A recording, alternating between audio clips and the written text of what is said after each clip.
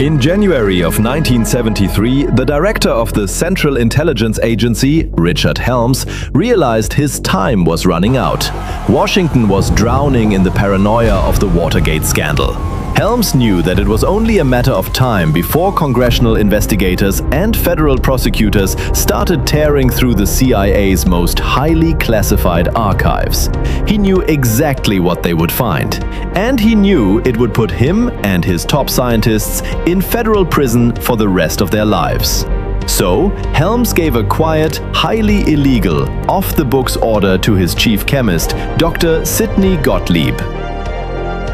The order was simple: destroy everything.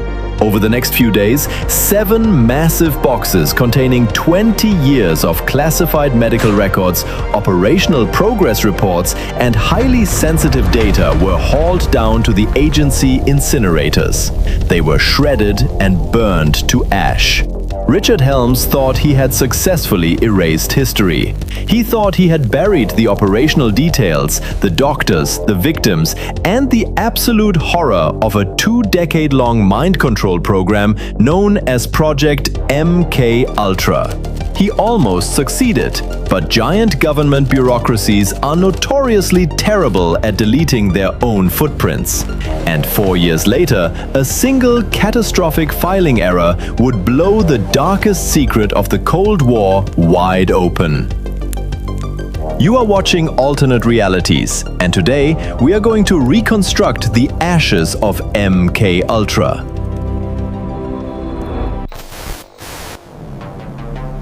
If you know the name MKUltra today, you probably know the pop culture version. The story we are usually sold by Hollywood is that during the height of Cold War paranoia, a few rogue, overly ambitious CIA scientists started experimenting with LSD on college students, hippies, and military volunteers. It is treated like a bizarre, slightly embarrassing, almost comedic footnote in American history.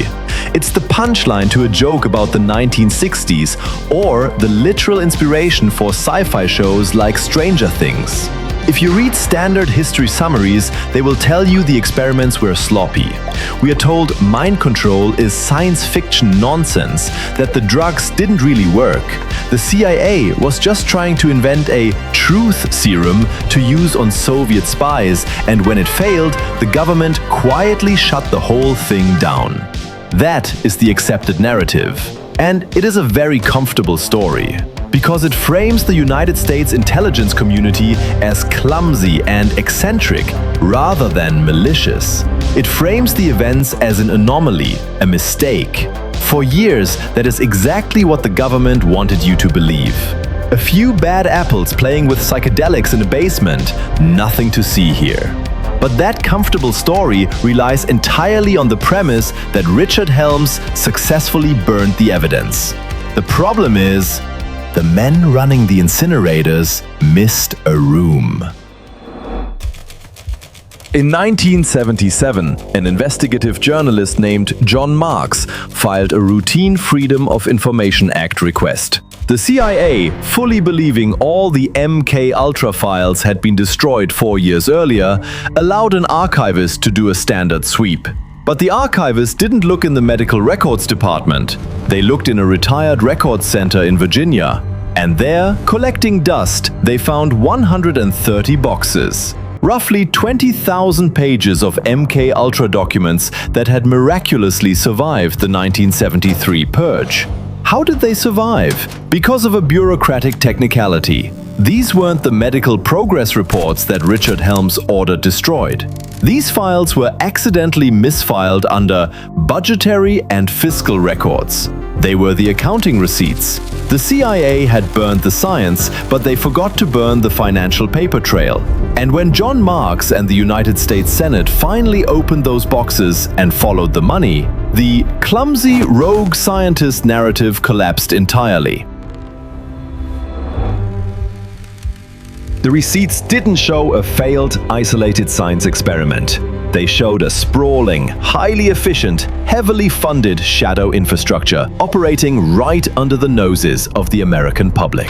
The financial records proved undeniably that MKUltra was not confined to a CIA laboratory. The agency had secretly compromised 80 different institutions. They had infiltrated 44 universities, 12 hospitals, and 3 prisons. They had funded 149 distinct subprojects, and the receipts explicitly used the word unwitting. They were using American and Canadian citizens as lab rats, without their knowledge and without their consent. But how do you pull off a conspiracy of that scale without anyone noticing?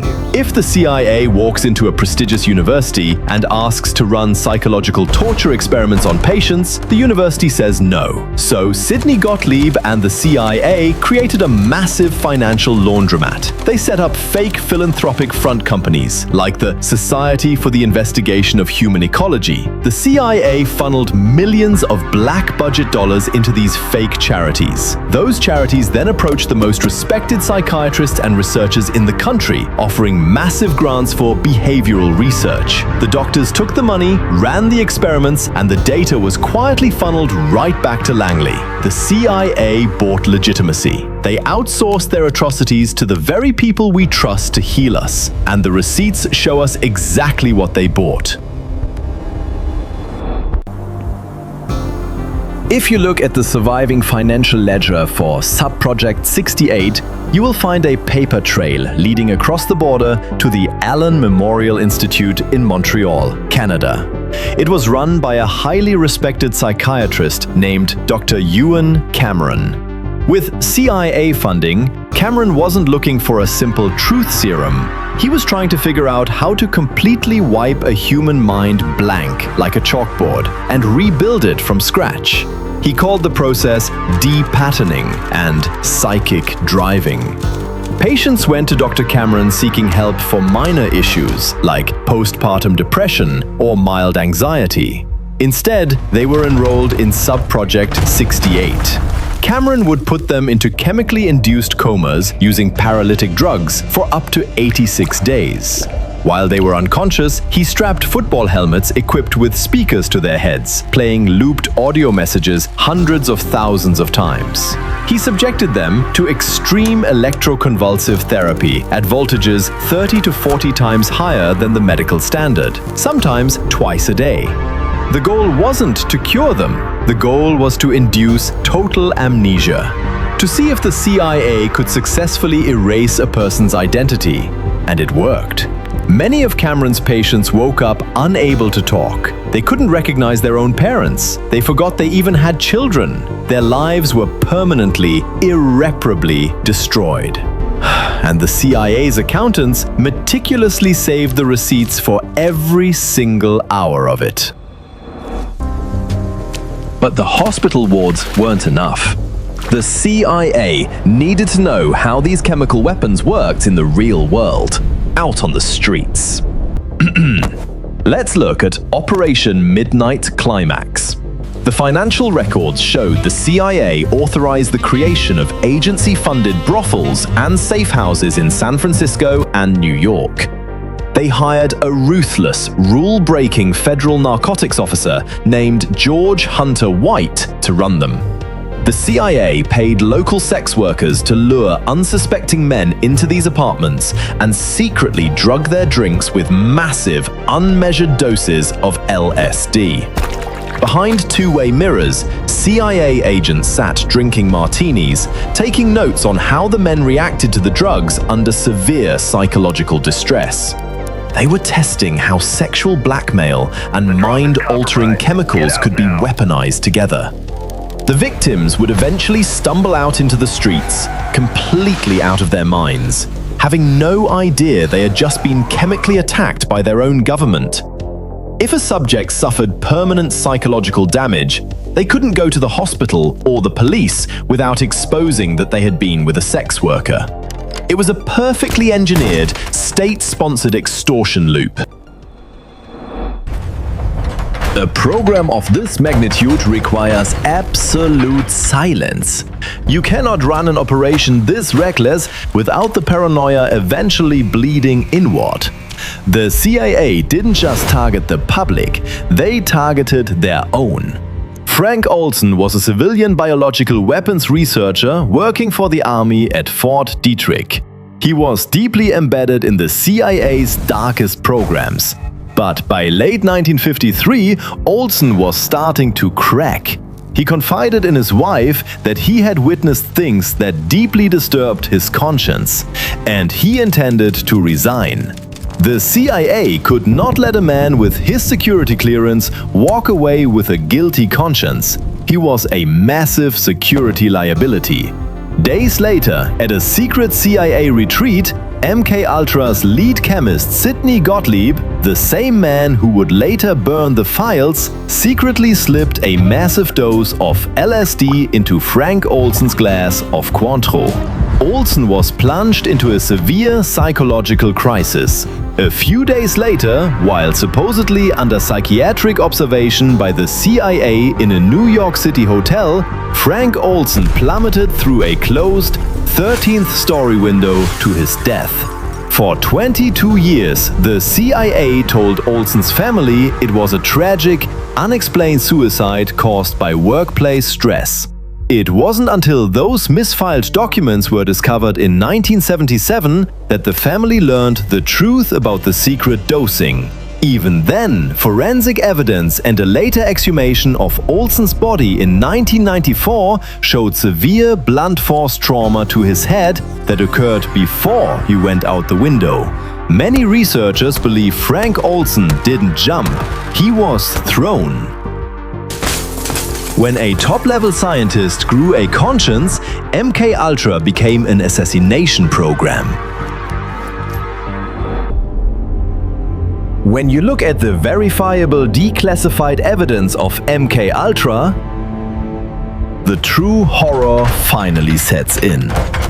The greatest trick the intelligence community ever pulled was convincing the public that this program was a failure. That it was just a bunch of rogue scientists playing with hallucinogens in a basement. But the documents tell a story of weaponized bureaucracy. This was a systematic, top-down operation authorized by the highest levels of the United States government. And the most disturbing realization isn't what the CIA did, it is who helped them do it. This is the hidden reality of government overreach. It doesn't always look like men in black suits kicking down your door. Sometimes it looks like a generous research grant.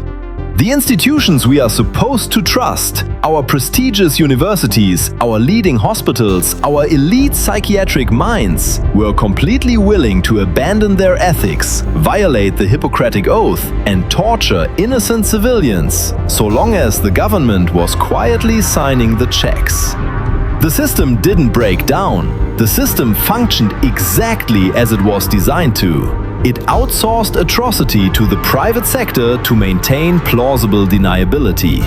MKUltra proves that when an intelligence agency is operating in total secrecy, cloaked in the justification of national security, there is absolutely no moral line they will not cross.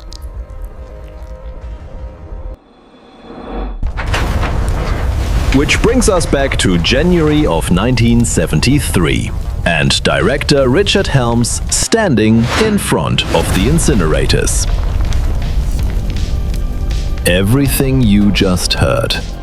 The chemically induced comas in Montreal, the safe houses in San Francisco, the drugging of Frank Olson, the infiltration of 44 universities. All of that information was pulled purely from the 130 boxes of financial receipts. It was pulled from the mundane accounting documents that an archivist found by pure accident.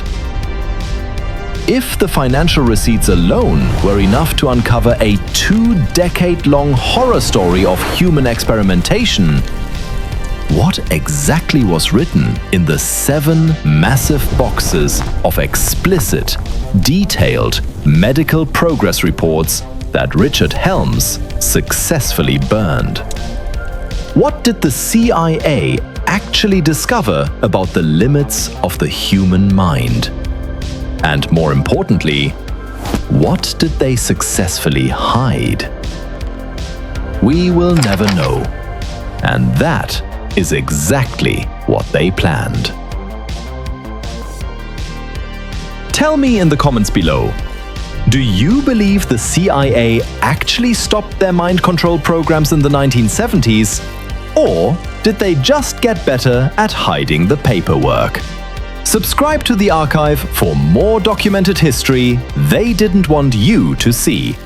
I'll see you in the next reality.